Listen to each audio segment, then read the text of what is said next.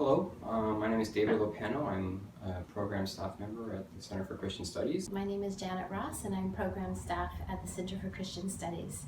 And I'd like to share with you a couple tips for reading that I use that help me to understand the text that I'm dealing with. The good news is that writers help us. They do things that make it easier for us to understand what they're talking about, why they're telling us this information, and why we should care. Good writers give us what I like to call signposts. The first signpost is the title. We can learn a lot from a title.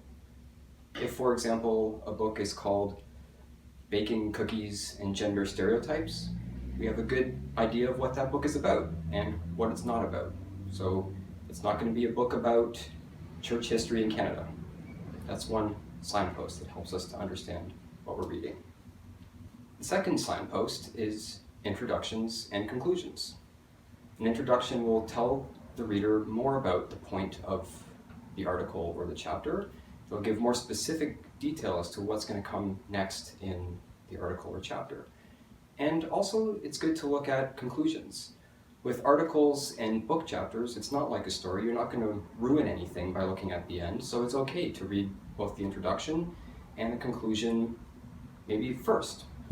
And that lets you know where the story of this chapter or article is going. The third signpost is headings and subheadings.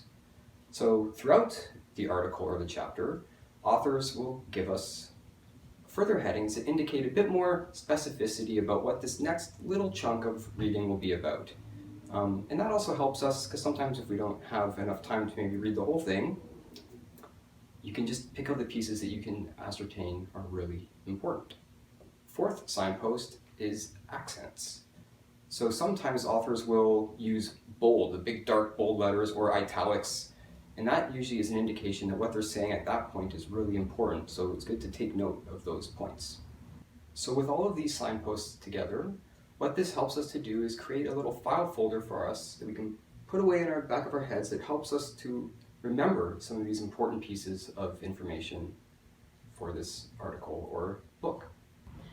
A corresponding little tip that can fit well with what David just told you about creating a file for information when we read an article is to draw a mind map or a spider diagram as we're going through and reading. This can help us remember the key points to an article and can be a really easy way when we're going back to review before discussion of the article what the key points are.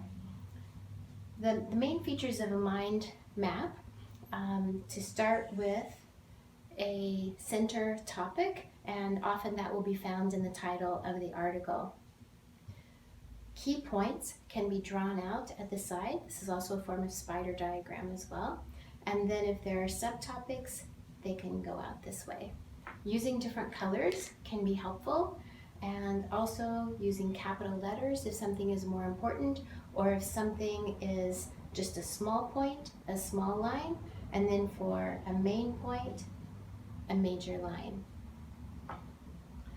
As you're using different colors, this can help connect pieces.